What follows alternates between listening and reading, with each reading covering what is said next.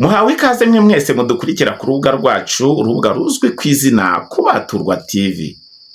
Uwiteka Yehova Imana nkorera ibampera umugisha, mwe abafite akamenyero ko kubaturwa n'ijambo ry'Imana ari ryo Bibiliya. Uyu munsi tubabikiye iki?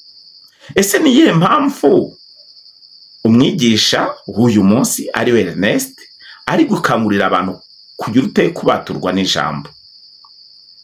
Yesu ari hano ku isi yibukije abayuda cyangwa se n'abigishwa be ko icyashoboraga kubafasha kugira ngo bagirane n'Imana imishyikirano ari uko bagombaga kwifashisha ijambo ry'Imana.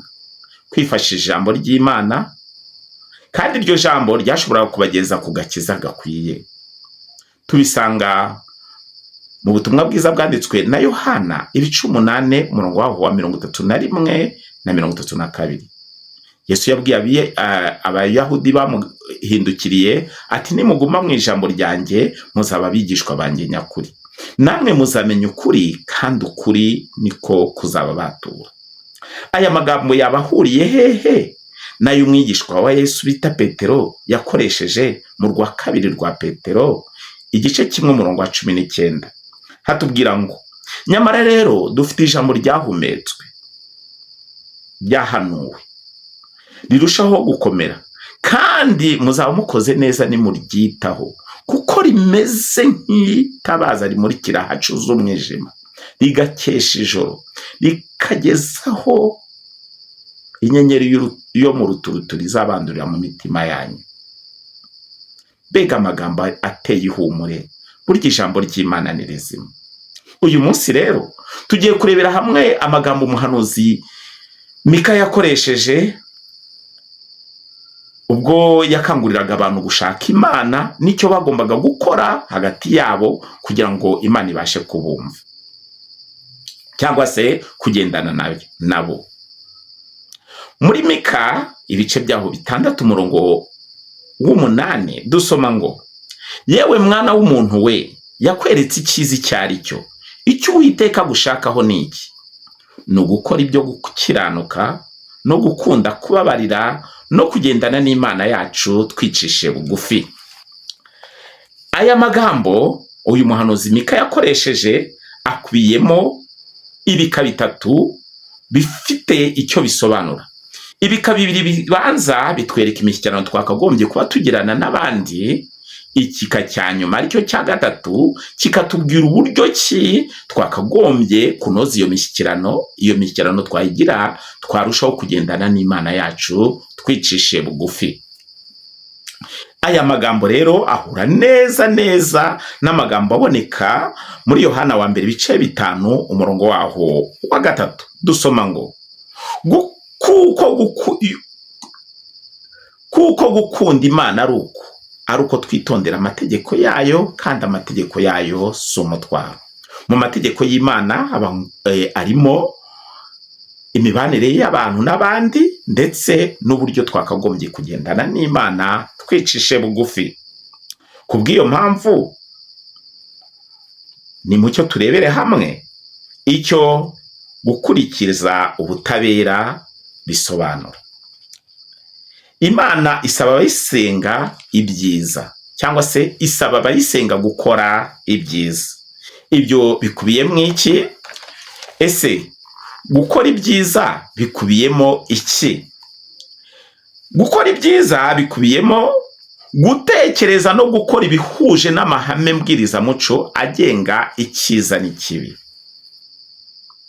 Tubyemezwa n'iki? Ni mucyo turebere hamwe amagambo Mose yanditse mu Gutegeka kwa 2 ibice byaho 32 umurongo waho wa 4 dusoma ngo icyo gitare umurimo wacyo uratunganye, ingeso zacyo zose nizo gukiranuka, n'Imana y'inyamurava itarimo gukiranirwa, ica imanza zitabera, iratunganye rwose.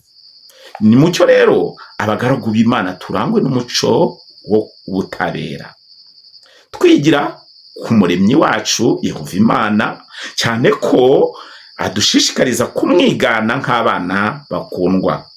Turabisanga mu Efeso ibice byaho 5 umurongo waho wa 1 dusoma ngo nuko mwigana Imana nk'abana bakundwa. Kugira umuco w'ubutabera twigana Imana ni iby'agaciro gahanitse. Gukunda kubabarira se byo bisobanura iki?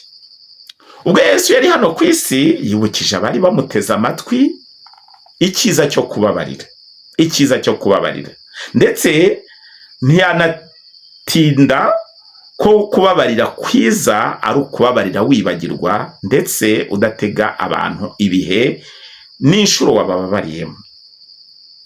Tubyemezwa n'iki? Tubyemezwa n'amagambo aboneka mu butumwa bwiza bwanditswe na Matayo ibice 18 umurongo wa 21 na 22. Dusoma ngo, nuko Petero aramwegera aramubaza ati, databuja, mwene data nangirira nabi nzamubabarire kangahe? Ngeze 7? Yesu aramusubiza ati, sinakubwiye yuko ugeza 7, ahubwo yuko ugeza 77. Yumvikana ko umuntu ubabarira atajya kubara inshuro 70, akazibara inshuro 7, akazikuba inshuro 70. Ntabwo bishoboka, kuko waba wanibagiwe.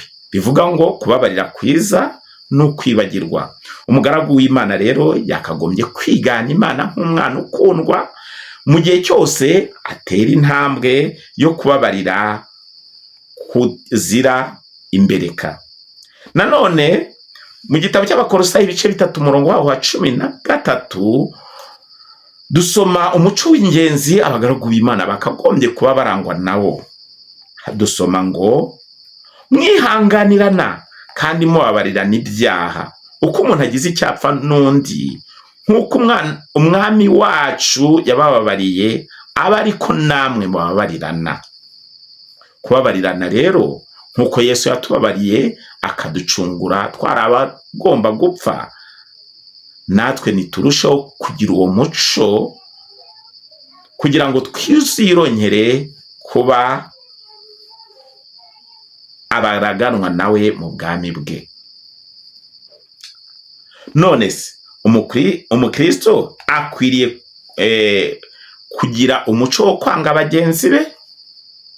Akwiriye kurangwa n'umuco wo kwanga bagenzi be? Cyangwa se agomba kugira abanzi, yaba abantu basengana cyangwa se bafatanye intego yo kwiga ijambo ry'Imana, yaba ari abantu bafatanyije urugendo rwo kubaho kuri iyi si? Umukristo asabwa gukora iki?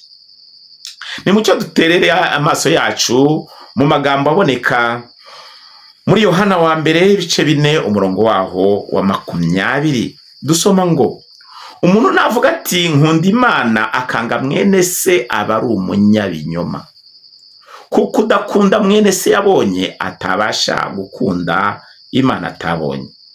Turi ku kiganiro kivuga ngo, yewe mwana w'umuntu we, yakweretse ikizi cyari cyo.